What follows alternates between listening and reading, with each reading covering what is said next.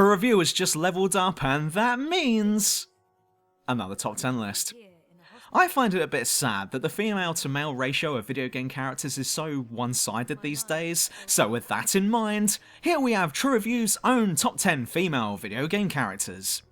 These are characters who aren't necessarily badass or tough or hot or whatnot, but ones with rich personalities, varied and interesting backstories, or are just generally fun to listen to. Also, this list is based purely on my own personal choices, and which choices are least likely to hit me with a copyright claim. Enjoy!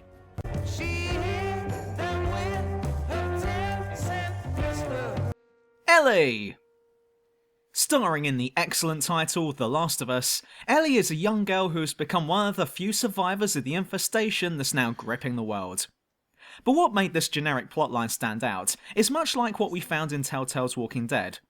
Two very strong main characters that complement each other quite well. But unlike Clementine, or at least this is what I felt that Ellie was much more of a likeable character and a high-spirited figure.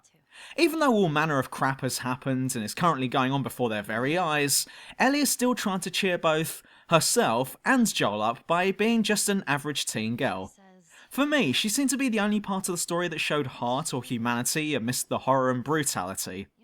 All of the adults were either depressed or dead inside, and Ellie was the only person who seemed to be able to smile.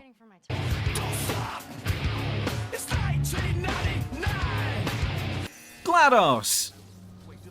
Okay, this list just got weird. And technically, because GLaDos is an AI, then she's not really female and is disqualified from this list, but I'm a loose cannon cop who doesn't play by the rules, so whatever, here she is. Imagine that you're trapped in a strange experimentation lab with your only tool being a device that can manipulate the space-time continuum, and your goal is to get out. Now imagine that on top of that, there's a super intelligent AI program that's trying to kill you because there's really nothing else to do. Enter GLaDos. Despite being an AI program, it's impressive how much of a personality she shows, from pure hate and malice to wit and humour. She's known to be sarcastic and manipulative, and don't you just love her? I mean, I'd give her a hug, but I think she'd kill me.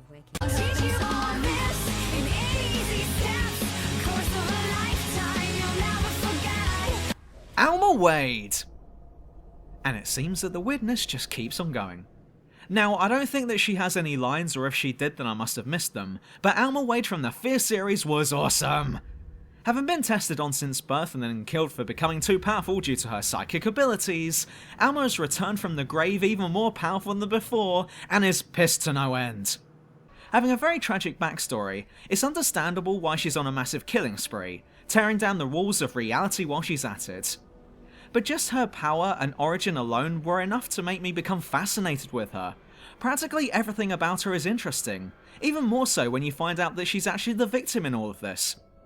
Oh, and whilst we're on the topic of psychotic ghosts, Sai Kurosawa from Fatal Frame 2 comes in as an honourable mention. Lane Goodman. Dahlia Hawthorne!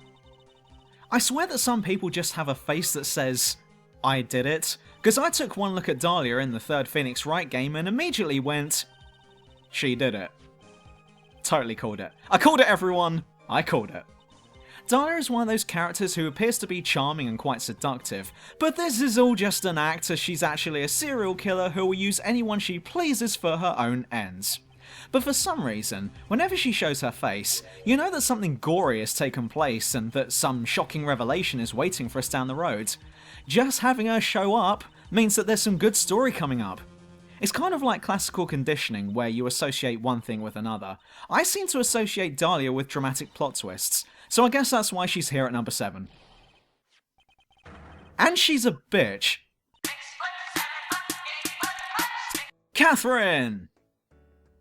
This is a continuation on from the last point, but without the murders.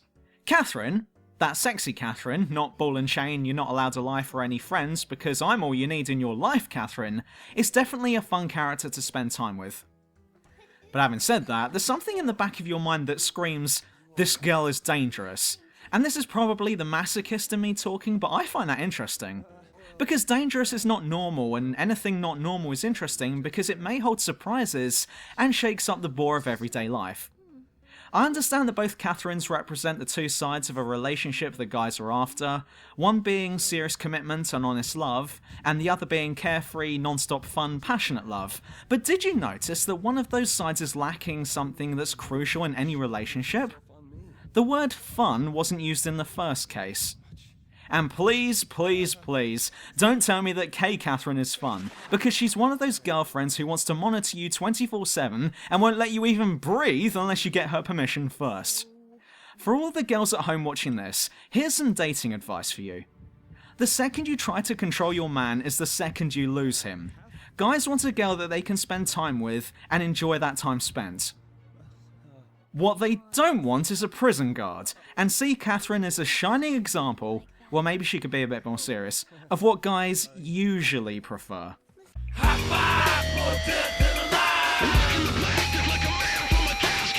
Rise Kuchikawa! I think Rise would have made it higher on this list if it wasn't for her displaying the stereotypical "oh, senpai" trait that I've come to loathe over the years. So with that mini rant out of the way, let's get back to the list. Rise comes in at number 5 mainly for her character development. She's a school idol, and not in the love live, let's all love each other and isn't this world all fluffy and nice with the power of friendship crap kind of idol. She's a solo idol who has made a name for herself, but the lifestyle is getting her down, so she's decided to take a break and spend some time in West Bumblefuck so she can get her shit in order. But bizarre supernatural murder cases involving a giant teddy bear is probably not going to help, after her self-reflection period gets interrupted as she becomes the next target of the strange occurrences around the town. At the start, she comes off as a little bit snobby and quite depressed, but that all changes after she's firmly established in the investigation group and becomes a very lively and likeable character. Despite being famous, she's actually quite approachable and normal when you stop to talk to her. And though I said that normal was boring earlier, that's not entirely true all of the time, as I found it interesting that someone as famous as Rosette was actually a normal-ish girl. In addition to this, she's also very reliable, providing battle info to the team during fights, but supporting everyone socially as well. It was quite refreshing to have someone who's supposed to be a national star turn around to the cast and say, "Please treat me like you would anyone else." She's down to earth with quite a bit of power behind her, so I guess that's why I like her so much.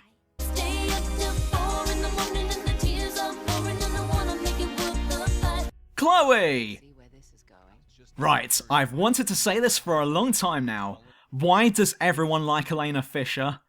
I just don't see it. For me, having Elena appear on the screen is like going into a restaurant and then the waiter serves me bread. Yes, I suppose it'll do, but it's lacking in any form of taste, substance or character. It's not bad, but it's so bland, and why the hell have you given me this when there's so much more off the menu you could have given me? Now go and get me something good before I decide not to tip you. And fortunately, the waiter eventually comes back with a fancy dish called Chloe that Gordon Ramsay cooked himself. You can even taste the swear words when you bite into it, it's that good. Chloe was the female supporting character that I hoped would have been in the first one and stayed for the rest. She displays a much more unique and genuine personality. She had opinions that you wouldn't have expected. She had charm which she would easily display whenever she felt like it, quite often at times when you weren't expecting it. Even if she's saying some questionable shit, her words and character just brightens up each scene. You want to hear more from her, even if you don't agree with her. The rest of the cast from Uncharted were all the same as well, all unique and different, but all worked well together in showcasing scenes that immersed you into the plot. But then they just wheel Elena back onto the screen, who might as well come straight off a production line and delivers a very Factory Zero setting performance. Deploying feelings. I love you, Nate. Feelings deployed.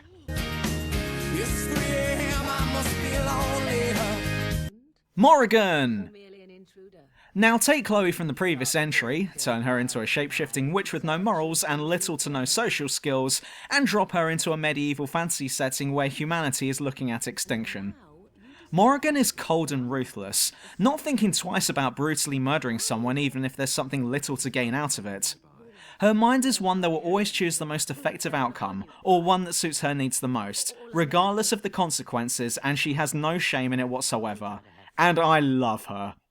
Quite often she'll come out with some crazy shit and not make a big deal of it, like why you should kill a group of people before you, but when you say, we shouldn't kill innocent people, she'll look at you like you just said something alien, like she's never heard of your approach before, and then lectures you on the benefits of killing innocent people.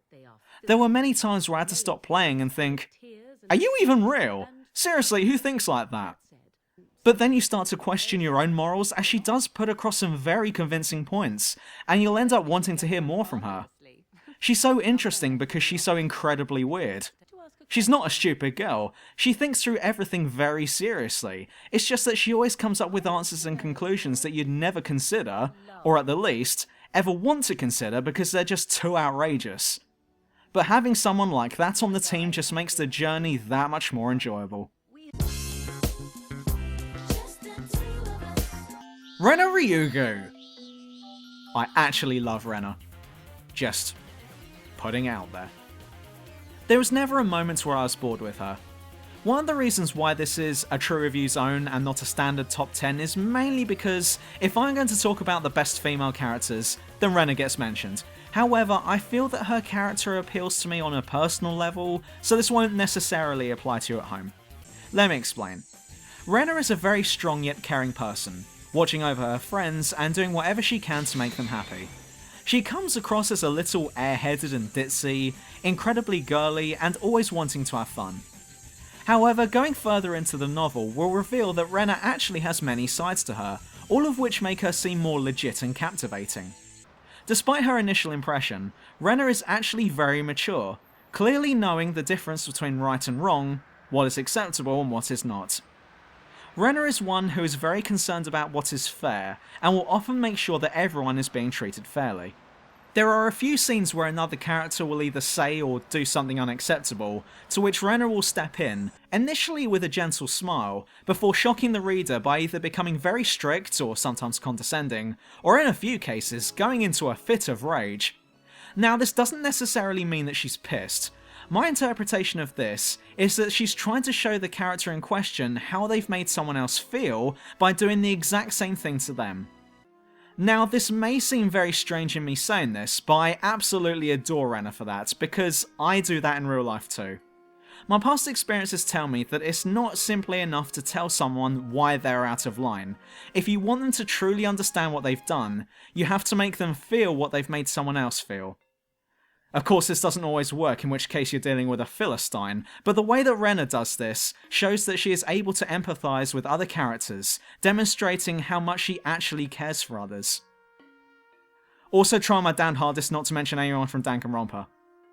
What the hell, Junko's an honourable mention. It's been 1 week since you looked at me, cocked your hand to the side and said I'm angry. April Ryan! And finally, we have April Ryan in at number 1. But before I start, I want to clarify something first. This entry applies to April in the first game only. April Ryan in The Longest Journey was so believable that I honestly felt that the developers literally hired an art student to voice April and got her to play herself. I have never since come across a character, regardless if they're female or male, who was as genuine and legit as April Ryan was. She felt like a real person who fully understood the world around her, but seeing as she spent her whole life there, it's no big deal. Like I said a few years back, April isn't supposed to be a badass female protag, nor is she some beautiful and elegant princess. She's just your run-of-the-mill art student who has not got a clue about what she'll be doing with her life in 2 years' time. So when weird stuff starts happening, such as interdimensional portals being created by a creepy Native American hobo who's probably trying to get inside her pants, April reacts to it in the same way we would. What the f*** is going on? Despite having the ability to shift between worlds, April was never destined to save the world or become a hero.